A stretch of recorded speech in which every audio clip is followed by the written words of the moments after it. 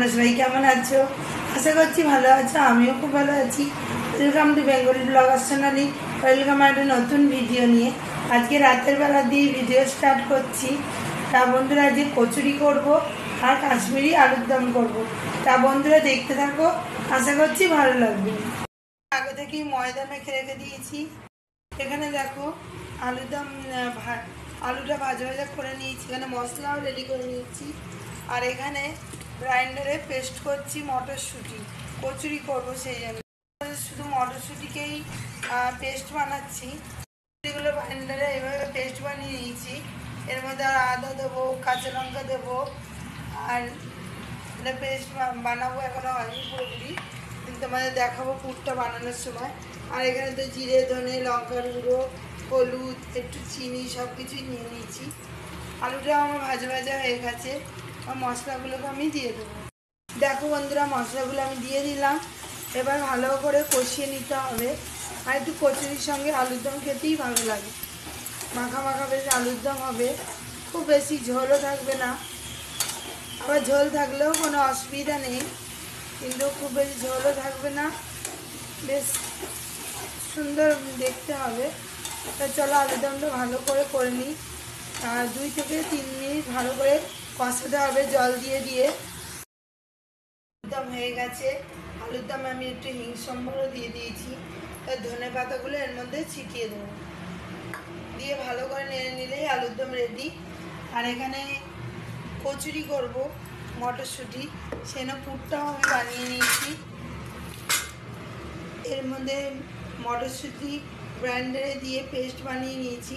এবার কড়াইতে নিয়ে নেবো সামান্য একটু তেল, আর এর মধ্যে আদা দিয়ে নিয়েছি।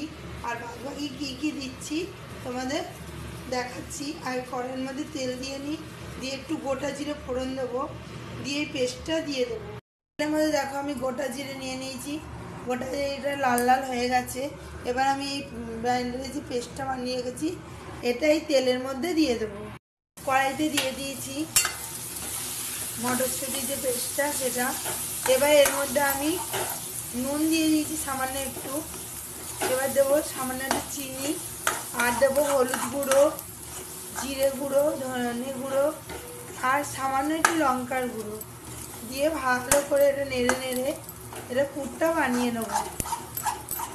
তা চলো সব কিছু উপকরণ দিয়ে দিই। দেখো এর মধ্যে কী কী আমি দিয়ে দিলাম, যা যা বললাম, হলুদ গুঁড়ো, জিরে গুঁড়ো, ধনে গুঁড়ো, সামান্য একটু লঙ্কার গুঁড়ো।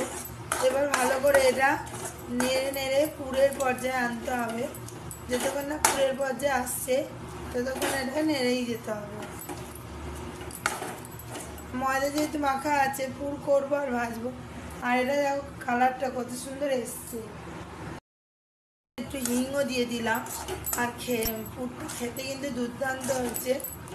পুরটা প্রায় তৈরি হয়ে গেছে নেড়ে নেড়ে। এবার আমি পুরটা নামিয়ে নেব।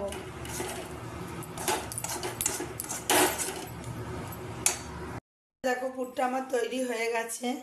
এবার নিয়ে যাব ময়দার যে লেচি করা আছে সেইখানে ময়দাগুলো গললে বাকি বাকি পুরগুলো ভরবো আর বেলবো। চলো বন্ধুরা দেখতে থাকো, আশা করছি ভালো লাগবে। এরকম গোল্লা নিতে হবে বড় বড়, যেহেতু এটা কচুরি হবে একটু বড় বড় নিতে হবে। নিয়ে ওর মধ্যে পুর ভরবো।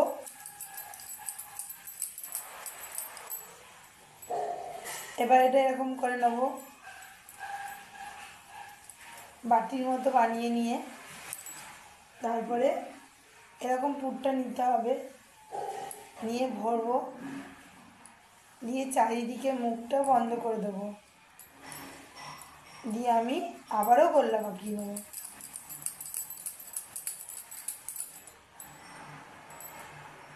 একে একে আমি এগুলো করে নিই, তারপরে বেলবো। আর ঠিক এরকম বড় বড় হবে। পুর ভরে নিয়েছি, এবার আমি বেলে নেবো ঝটপট করে। কয়েকটা ভাজলাম, ভেজেছিলাম, মেয়েদের খেতে দিয়ে এলাম। আর এবার কয়েকটা ভেজে নেব। ঠিক এরকম এত বড় করে ভাজবো, যেহেতু এটা কচুরি একটু বড় টাইপেরই হবে। আর পুরটা খেতে দারুণ হয়েছে বন্ধুরা।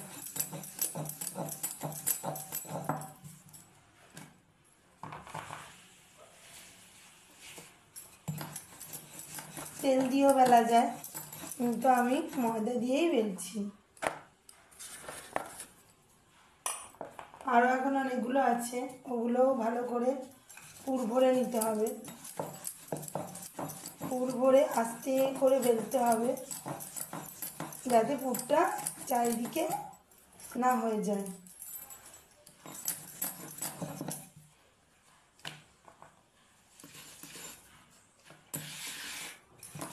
শীতটা বন্ধুরা একবারেই চলে যাবে, আমি প্রচুর গরম করে এরকম করে বেলে নেবো। সব কচুরিটা সুন্দরভাবে ফুলে উঠবে, আর ফুলে একটু মচমচ করলেই খেতে ভালো হয়। আর পুর তো করা দেখলেই গরম করে করবে, পুরের স্বাদ কিন্তু দ্বিগুণ বেড়ে যায়।